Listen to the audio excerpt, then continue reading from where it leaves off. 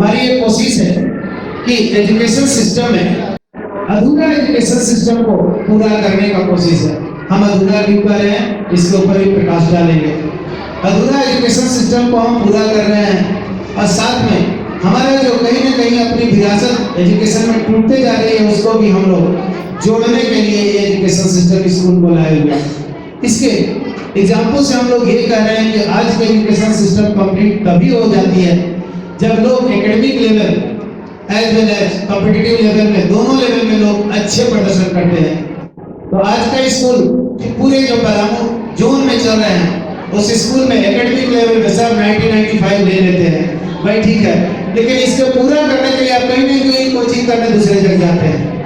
तो हम ये कहते हैं कि भाई जब अधूरे एजुकेशन में यहाँ पूरा उसको कंप्लीट करने के लिए दूसरे जगह जा रहे हैं, तो क्या कोई ऐसा स्कूल हम लोग नहीं तैयार कर सकते जहाँ पर एक साथ ही हम दोनों का पूरा कर सकते हैं? तो शायद डीपीएस डेडिकेटेड प्रीमियर स्कूल का ये जो सपना था कि हम एकेडमिक लेवल तो बेस्ट देंगे ही देंगे, लेकिन कॉम्पिटिटिव लेवल में हम कैसे बेहतर प्रदर्शन करें, और उसका जीता जाता है एग्जाम्पल आपके बीच फर्स्ट ईयर का रिजल्ट जब आया, साइंस ओलंपियाड फाउंडेशन के द्वारा रिजल्ट इंटरनेशनल लेवल पे होती है।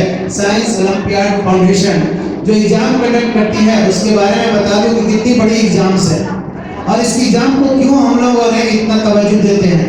68,000 स्कूल इसमें पार्टिसिपेट करते हैं इंटरनेशनली एंड 48 कंट्री में एग्जाम भी लेते हैं। और उस एग्जाम में डेडिकेटेड प्रीमियर स्कूल का जो साइंस में फर्स्ट रैंक ला करके स्कूल का नाम रोशन किया, और जो मिशन था उसमें पहला रैंक लाया साइंस ओलंपियाड इंटरनेशनली। तो ये एक अचीवमेंट है जो हम लोगों ने शुरू से लेकर के चले थे। साथ में मैथमेटिक्स में जो फर्स्ट का लड़का है, जो speed and accuracy and striking जो कंपटीशन का रिक्वायरमेंट होता है, उसको उस हिसाब से एक साल में ट्रेन किया गया कि वो इंटरनेशनल टॉप 5 में लाया। तो एक लड़के नहीं, टॉप 10 में, टॉप 53 में, मैथ में भी 63, 53 रैंक, टॉप 100 में काफी बच्चे हैं। और हम इसलिए इस एग्जाम पे जोर दे रहे हैं कि जो लड़के आईआईटी में, एनडीए में, एनआईटी में, नीट में, आईएएस में जो टॉपर होते हैं, उसके बैकग्राउंड में एग्जाम में टॉपर होती है। मतलब आप कहीं ना कहीं उस लेवल से आप लेकर के चल रहे हैं कि हम जो पढ़ाई करवा रहे हैं वो 2 लेवल की पढ़ाई हो रही है। एक बोर्ड लेवल की पढ़ाई है, एकेडमिक लेवल की पढ़ाई है, जिसको हम लोग कहते हैं मिशन टॉपर। तो मिशन टॉपर हम जब से पलामू में आए हैं तब से ये कॉलेज में हमने साबित कर दिया कि स्टेट रैंक टॉप 10 में हमेशा 4-5 बच्चे होते हैं, टॉप 5 में, टॉप 10 में श्योर होते हैं। तो मिशन टॉपर तो हमने प्रूव कर दिया है। अब मिशन रैंकर की बारी है। आखिर मिशन रैंकर क्यों? तो मैं यहाँ के स्टूडेंट और पेरेंट्स को स्पेशली मैं यहाँ पर बोलना चाहता हूँ कि मिशन रैंकर, जिसको हम लोग कहते हैं कंपटीशन में जब आप सक्सेस है तभी आपका करियर कहीं सेट कर रहा है, वरना आपकी तो अधिक ही करियर में जाती है, क्योंकि आप परसेंटेज लेकर रोड पे घूम रहे हैं, इधर कोई पूछने वाला नहीं होता। ये प्रतियोगिता वाले जमाना में आप शुरू से ही किस तरह से अपने आप को तराश रहे हैं, किलिंग 2 बर्ड्स विद 1 स्टोन, हम एक एफर्ट करेंगे और 2 चीज पाएंगे। और ये हमारा स्कूल का प्रयास था और ये प्रयास शुरू से ही सफलता की ओर चलना शुरू कर दिया। दूसरा बात हम लोग ये करते हैं, इंग्लिश इंग्लिश इंग्लिश बहुत चिल्ला रहे हैं। इंग्लिश बिल्कुल एडमिनिस्ट्रेटिव लैंग्वेज है, इंग्लिश वर्किंग लैंग्वेज है, इंग्लिश इंटरनेशनल लैंग्वेज है, इसलिए इंग्लिश लर्न करना जरूरी है और इसमें मेरी फोकस भी है। लेकिन क्या हम माँ अंग्रेजी में बोलते हैं? नहीं, वो हम अपनी मातृभाषा में बोलते हैं और कहीं ना कहीं ये विलुप्त होते जा रही है। ये मातृभाषा को भी हमको जिंदा रह करके अपने पे स्वाभिमान के हिसाब से हम कैसे जी सकते हैं, और हिंदी पे उतनी तवज्जो देंगे जितने मेरे को इंग्लिश को देनी है, क्योंकि इंग्लिश वर्किंग लैंग्वेज तो सीखना ही सीखना है, लेकिन हम इंग्लिश के चक्कर में हिंदी को छोड़ दे रहे हैं। ये कहीं ना कहीं हम नाइंसाफी कर रहे हैं। और मैं आगे बढ़ करके बोलूं, देवों की भाषा, हमारी संस्कृति, हमारी पहचान, हमारी अस्मिता संस्कृत है, जो हमारे यहाँ से विलुप्ति हो गई है। कहीं ना कहीं स्कूल में हम लोगों ने काफी पढ़ा था इसको, और उसको पढ़ने के बाद ये लगता है कि शिष्टाचार तो कहीं ना कहीं संस्कृत के सेंटेंस से ही निकलते थे, तो वो हम लोगों ने कर रहे हैं। तो आज हाय हेलो कर रहे हैं, लोगों को झुकने में कमर दर्द हो जाए। तो कहीं ना कहीं इस चीज को हम लोगों ने पकड़ने की कोशिश किया है। फर्स्ट क्लास से मैंने संस्कृत को कहा कि ये हमारी भाषा है, और जो बच्चे आगे चल करके अपना करियर संस्कृत में बनाना चाहते हैं, इंग्लिश लेकर के, कंप्यूटर लेकर के, तो जितना अच्छा मैथ में करियर है उतने अच्छा आज संस्कृत में भी आपकी करियर है।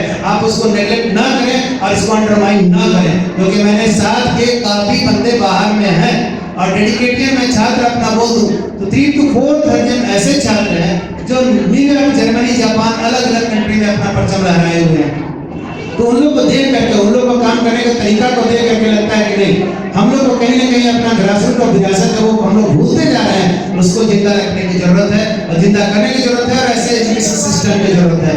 हम सैल्यूट भी करना जानते हैं, प्रणाम भी करना जानते हैं और रेस्पेक्ट भी करना जानते हैं, इसलिए करके एजुकेशन को हम लोग दिए हैं। हम मैथ में भी टॉप करेंगे, साइंस में भी टॉप करेंगे, भाषा में भी टॉप करेंगे, इस हिसाब से हम लोग एजुकेशन को दे रहे हैं।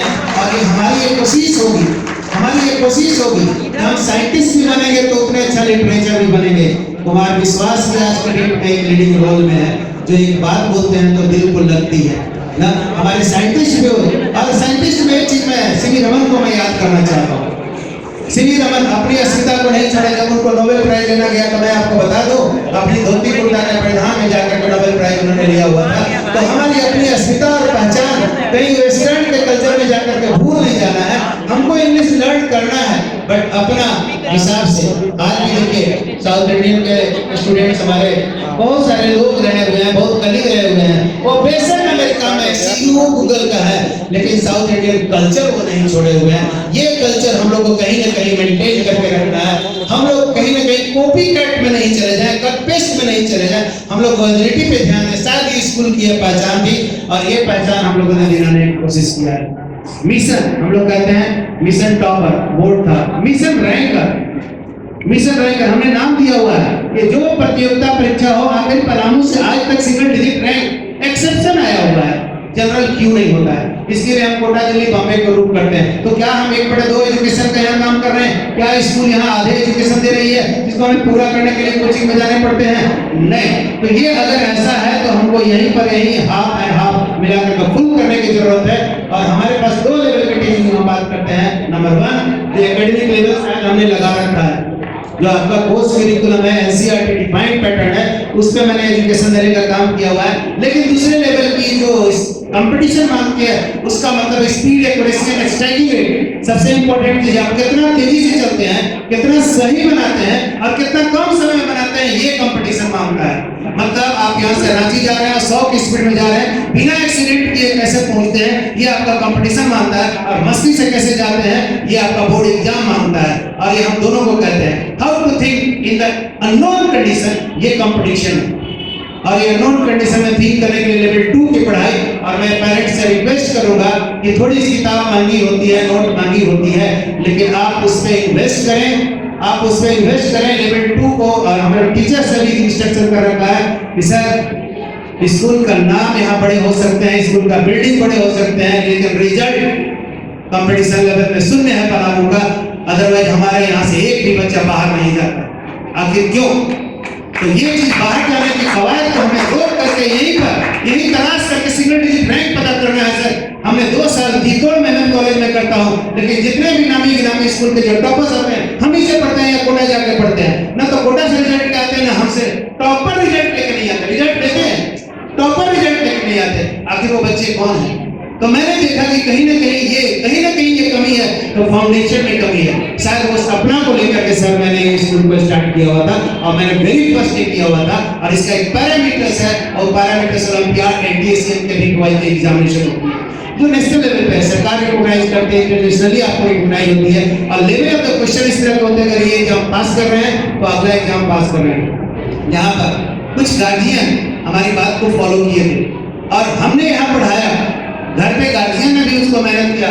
सिंगल डिजिट रैंक उस बच्चे का भी आया हुआ है। उस गार्जियन को मैं तहे दिल से शुक्रिया करता हूँ कि आप कम से कम मेरे बात को आपने फॉलो किया। पेरेंट्स से भी तारीफ बननी चाहिए, इसलिए बहुत सारे पेरेंट्स ने कोशिश किए हुए हैं कि चलो सर लोगों ने जैसे कह रहे हैं वैसे हम काम करते हैं, और एक कदम तुम चलो एक कदम हम चले, चलते चलते कारवां बहुत लंबी चलेगी। ये बात तय है, ये बात तय है कि हम लोग चलेंगे। साथ में हम साइंस में पढ़ाते हैं सर, कोई भी रिएक्शन के बाद रिजल्ट कब आती है तो उसके 3 कंडीशन होता है, एस टी पी। एस का मतलब यहाँ हम लोग साइंस में कहते हैं एंट्रोपी, टी का मतलब टेम्परेचर और पी का मतलब प्रेशर। ये साइंस की भाषा है। हम उसी चीज को कहते हैं सर रिजल्ट अगर देना है तो एस का मतलब स्टूडेंट, टी का मतलब टीचर और पी का मतलब पेरेंट्स। अगर जब तक तीनों में बॉन्डिंग नहीं होगा तो शायद हम रिजल्ट नहीं दे पाएंगे।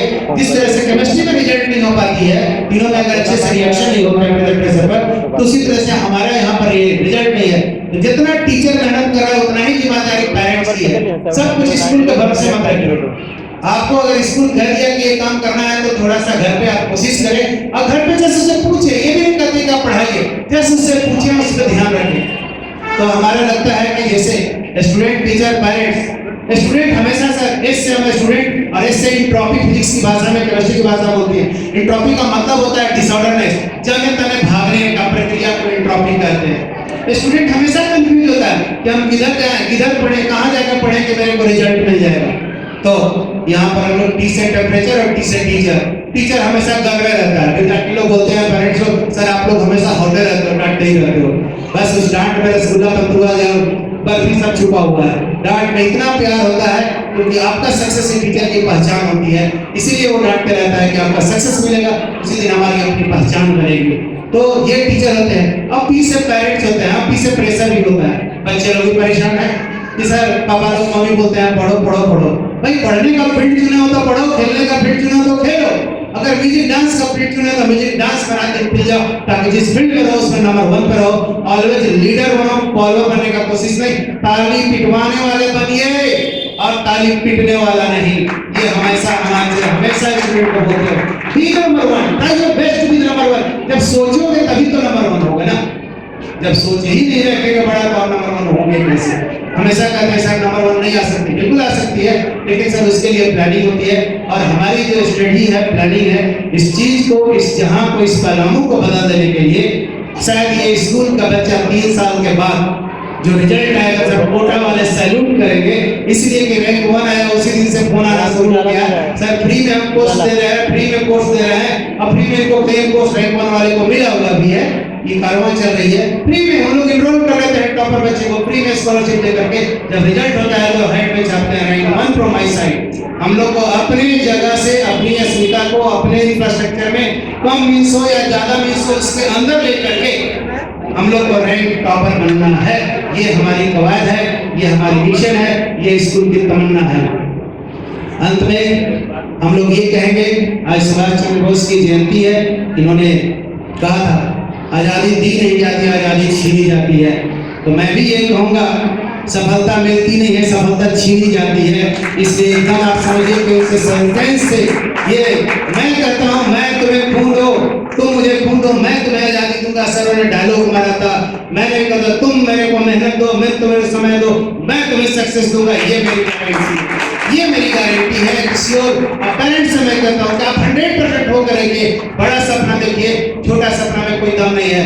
मैं एक जस्ट थोड़ी सी शॉर्ट में आपको एग्जांपल मिलूंगा। आज लड़का फर्स्ट बैच के मेरा कॉलेज का था, माना देवी डेडिकेटेड इंटर कॉलेज का। इसरो में टॉप लेवल का साइंटिस्ट बना हुआ है, टॉप लेवल, मून मिशन में सब शामिल है। अपने यहाँ का लड़का फर्स्ट बैच का, वो आया था मेरे से डिप्लोमा की तैयारी करने, पॉलिटेक्निक का। जब मैंने उसको पढ़ाया तो मैंने उसको सपना दिखाया, you meet for the big things, live it. 6 rank आया, उसको परीक्षा दे दिया। तो मैं बोला इसको छोड़ दो। बोला सर 6 रैंक आ गया, कैसे छोड़े? हम कहीं छोड़ो ना, विनय सर पढ़ाया ना, एक बार कोशिश करो। दूसरा बार मेरे कॉलेज में आया, डिस्ट्रिक्ट टॉप किया सर, स्टेट में टॉप 5, एनआईटी निकल गया, पीआईटी में सर। मैं बोला इसको एक बार छोड़ दो।